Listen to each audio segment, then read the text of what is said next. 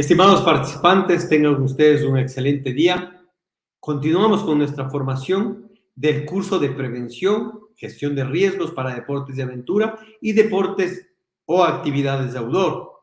En esta ocasión tenemos el módulo número 5 y nuestro tema para el día de hoy es la elaboración de un plan de riesgos.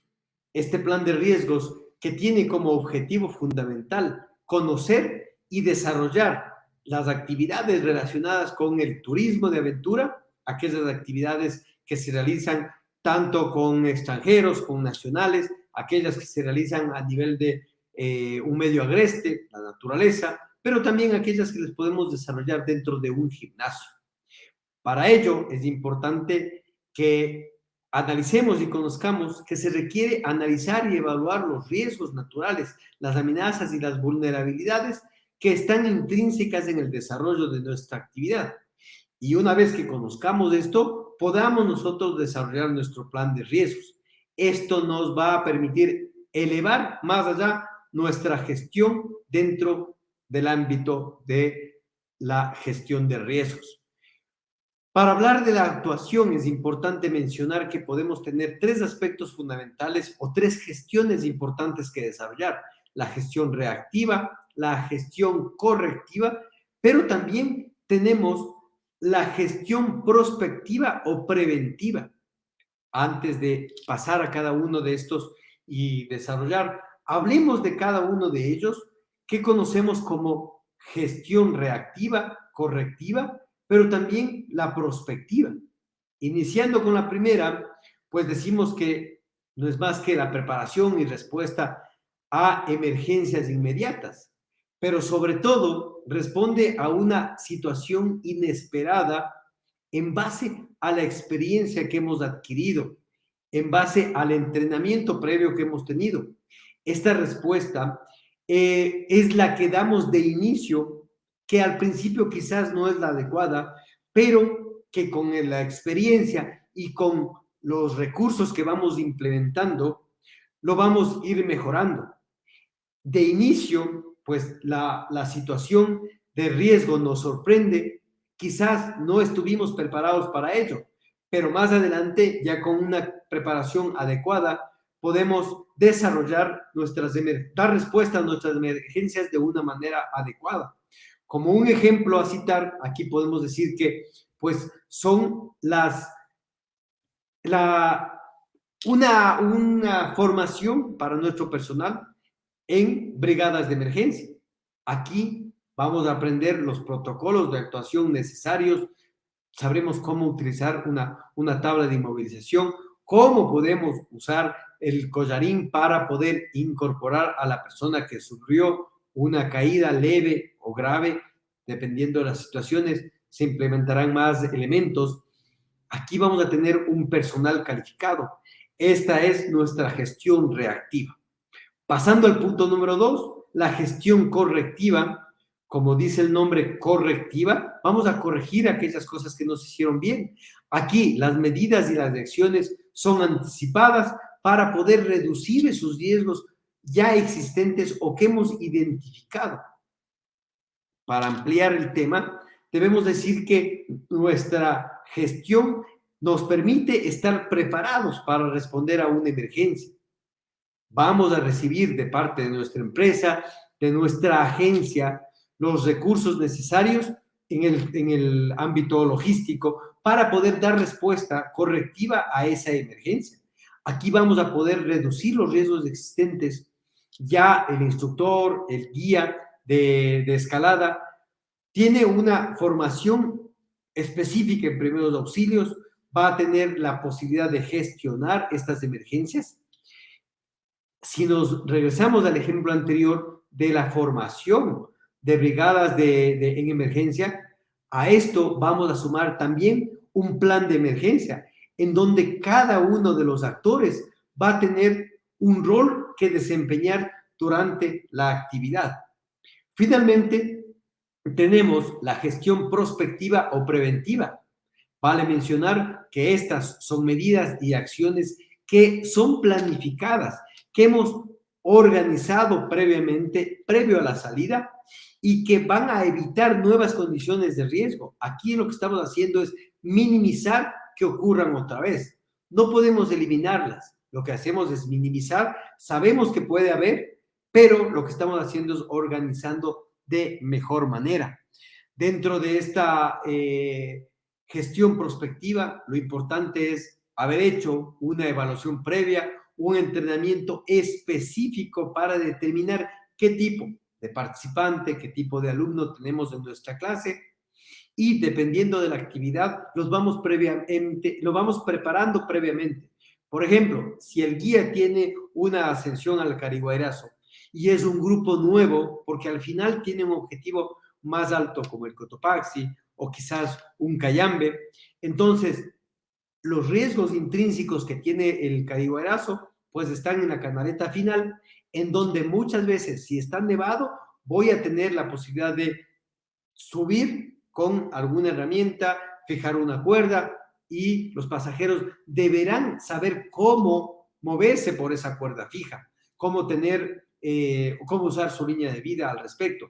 Una clase de rappel el miércoles anterior a la salida de fin de semana nos ayudará mucho a estar menos tiempo en la canaleta, que dependiendo de las condiciones climatológicas puede estar nevada o puede estar sin nieve. Si está sin nieve, el riesgo es mayor porque vamos a tener la posibilidad de caídas de piedra desde de otros grupos que estén alrededor o de los mismos participantes. En el caso de la escalada, pues nosotros, si logramos establecer un pequeño test en un circuito pequeño, sin necesidad de superar los 2 metros de altura, podemos hacer una travesía y aquí implementar una zona en donde podamos hacer ejercicios específicos para ir verificando que la gente sepa chapar, sepa colocar correctamente la cuerda. Podremos así determinar que esa persona puede escalar en punta. Esto va a permitir este mini curso, este micro ensayo que estamos haciendo y que en realidad es básico, no nos va a llevar mucho tiempo, nos podría servir incluso entre los diferentes muros de escalada para poder determinar que esta persona puede hacerlo. Así, si es que la persona cambia muy seguido de escenario para practicar, él puede hacerlo libremente para poder hacerlo. Un registro pequeño que me indique que ya hice esta evaluación el día, no sé, hace 15 días en tal escenario, pues listo, ¿no? Pues tenemos una evaluación, una fotografía, lo que sea, y podemos compartir con el resto de grupos. Al final, la competencia, si la hacemos de manera y trabajamos de manera unida, la competencia también es beneficioso en este aspecto. Si nosotros como agencia, como muro de escalada, nos preocupamos más de ver esos detalles que implican la mejora continua de detalles en la escalada, en el boulder, pues nos va a permitir a tener unas colchonetas, una zona de colchonetas específicas para trabajar y no se muevan para evitar que éstas se desigualen, que éstas provoquen el ingreso del pie de un escalador si es que no hubiese una protección completa, que es lo primerito que hay que evitar, ¿no? En la escalada deportiva y en temas de montaña tenemos accidentes muy continuamente. Y un seguro de RC, de responsabilidad civil para terceros, nos puede ayudar a evitar gastos importantes. Por tomar un ejemplo, por gastos aproximados de hasta $40,000, una póliza de seguro no supera ni siquiera los $200 al año. Esto va a ser de mucho beneficio para los administradores y los propietarios de un muro de escalada. Si regresamos al ejemplo de la formación de las brigadas de emergencia, de emergencia, sí, habíamos mencionado que en la parte de reactiva tenemos la capacitación en brigadas, en la correctiva, a más de las brigadas tenemos el manejo de un plan de emergencias y aquí también vamos a sumar a todo lo anterior un plan de gestión de riesgos, en donde vamos a delegar un encargado a cada uno que realice la gestión respectiva de acuerdo a la situación de riesgo que estemos pasando. Pues bueno, pasando y avanzando en el tema, es importante ahora ceñirnos a esta tabla. Esta tabla nos va a poder ir indicando de diferente manera los tres aspectos siguientes. La primera es que nosotros podemos ir desarrollando nuestro plan de prevención de riesgos. En la parte alta tenemos el tema del criterio. El criterio que vamos a evaluar será la consecuencia que vamos a sufrir, la vulnerabilidad a la que estamos sometidos y la probabilidad de que nos suceda ese riesgo repentino. La otra es una descripción de la evaluación de seguridad y aquí vamos a asignar un criterio. Este criterio va a ser bajo, medio o alto. Y finalmente vamos también a asignarle un valor. Este valor va a estar entre 1 y 3. ¿Qué conseguimos con esto? Conseguimos con la diapositiva siguiente que nosotros podamos medir un valor esperado de pérdida. ¿Qué es esto? Esto es lo que nos va a permitir saber si es que nuestro plan de emergencia está adecuado para evitarnos tener inconvenientes, tener situaciones en las que no solamente las pérdidas económicas se van a dar, sino también sanciones y situaciones que pueden estar ligadas a un mal manejo de nuestro escenario, ¿sí? Por eso es importante manejar adecuadamente este plan de prevención de riesgos. Aquí es importante indicar que tenemos en el tema de la criticidad, es decir, lo crítico de la situación, nosotros podemos considerar que si el valor que hemos asignado total es de 1 a 3, pues es una criticidad leve. Si es de 4 a 6, es tolerable, podemos manejarlo. De 7 a 12 es moderado, pero ya me está causando inconvenientes. Si tenemos un valor final de 13 a 18, es un valor esperado de pérdida importante, lo cual ya desde el moderado no debemos comenzar a sufrirlo. Y si tenemos de 19 a 30, que es muy alto, eso realmente es inaceptable. Por ello, vamos a irnos a esta tabla, que claro, es mucho más compleja, pero aquí podemos nosotros darnos cuenta que dependiendo de la actividad, vamos nosotros a tener un riesgo asociado. Este riesgo asociado va a tener una consecuencia, una probabilidad, una vulnerabilidad y vamos a tener luego un BEP, que sería un valor esperado de pérdida, y finalmente la gestión de riesgo que nosotros estamos desarrollando como resultado. Si hacemos, a manera de ejemplo, en el tema de la escalada, tenemos como un riesgo asociado la caída o caída de piedras o el nivel de dificultad. Y a eso nosotros decimos que la consecuencia le podemos asignar un número 3. Acuérdense, entre 1 a 3, 3 es alto. La probabilidad le decimos, pues es 2, las condiciones meteorológicas me van a favorecer. Perfecto. La vulnerabilidad, como por ejemplo, me fui al Cariguairazo, pero no llevé el casco. Yo soy muy vulnerable a que cualquier piedra me caiga y tenga un daño colateral intrínseco porque no tengo mi protección esencial en la cabeza, ¿sí? Entonces, vale la pena, si es que recordamos que la fórmula en la diapositiva anterior nos indicaba que nosotros tenemos una fórmula y el valor del BEP es la consecuencia por la probabilidad y por la vulnerabilidad. Entonces, tomando en cuenta ese criterio, y en el ejemplo que habíamos puesto de la escalada, nosotros decimos que tengo 3 como consecuencia, por 2 como probabilidad y por 3 como vulnerabilidad. Entonces yo multiplico 3 por 2 son 6, 6 por 3 es 18. Si nosotros regresamos a la tabla, vamos a encontrar que tenemos un rango entre 13 a 18 y este rango es muy importante. Entonces, es necesario evitar esta situación. Y aquí hemos citado varios ejemplos, un cruce de río, un rapel y el senderismo. Todo esto puede ser manejado en beneficio de los participantes. Vamos a avanzar con la siguiente diapositiva para ir cerrando nuestro capítulo del día de hoy. Entonces, tenemos de una parte En la parte superior tenemos la probabilidad, la severidad, pero también el criterio de evaluación del riesgo. Aquí, en lo que respecta a la probabilidad, nosotros podemos decir que es muy probable, que es probable o que es moderado, y que la intensidad puede ser baja y tendremos un valor, en este caso, que puede ser insignificante. Vamos entonces a ir detallando cada uno de estos, ¿sí? Si nosotros decimos que en la probabilidad es muy probable, pues claro, está dentro de un rango que es de 4, que ya es mayor, es algo que está superando los valores.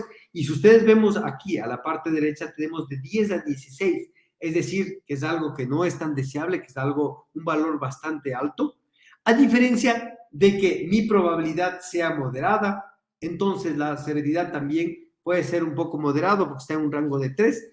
Y finalmente tenemos un ser de 6 a 9 que es bastante aceptable. Entonces, finalmente, tengo yo este cuadro en el cual vamos a juntar todos estos valores que hemos indicado. Entonces, tenemos los servicios turísticos, una agencia de turismo que ofrece el servicio de montañismo, una actividad a cualquiera de los nevados, a cualquiera de las montañas del país. Aquí nosotros el peligro lo hemos categorizado en 4 peligros. Primero, el frío, es decir, la exposición al frío, la hipotermia, la situación, va a depender mucho de la época del año, por supuesto, la altura en la que nos debemos encontrar, no es lo mismo ir al Cariguairazo que al Chimborazo, por obvias razones. Aquí la altura va a jugar un valor importante en la situación morfológica de las personas, les va a costar más caminar normal o ascender de manera normal aquí. Y el otro valor que tenemos es el cruce de un glaciar, ¿no? Vamos a tener que utilizar otros elementos, ya un glaciar implica tener cuerdas, tener elementos, tener guías por cordadas, etcétera, ¿sí? Entonces, en la tercera columna tenemos el riesgo asociado. Entonces, lo que les había mencionado, el frío, el congelamiento es un riesgo asociado para él. Para la altura será el mal de altura o el soroche que lo conocemos. El cruce de un glaciar puede tener valores o riesgos asociados, en este caso el reflejo de la nieve, alguien nos llevó el equipo de protección adecuado, en este caso un par de gafas para poder evitar el reflejo. Y a eso podemos sumar otros más, ¿no? Una caída, una grieta, la exposición a la radiación porque no se protegió adecuadamente y hay un desgaste energético importante y una deshidratación que va a provocar un síncope, un desmayo imprevisto de esa persona. El cuarto valor que tengo yo es la gravedad. En el caso del frío, tengo yo el congelamiento con riesgo asociado, pero la gravedad es que puede haber una muerte por exposición prolongada a ese congelamiento. También puede haber pérdidas de extremidades, puede haber congelamiento, dedos de los pies. Entonces es importante que tomemos en cuenta estos aspectos.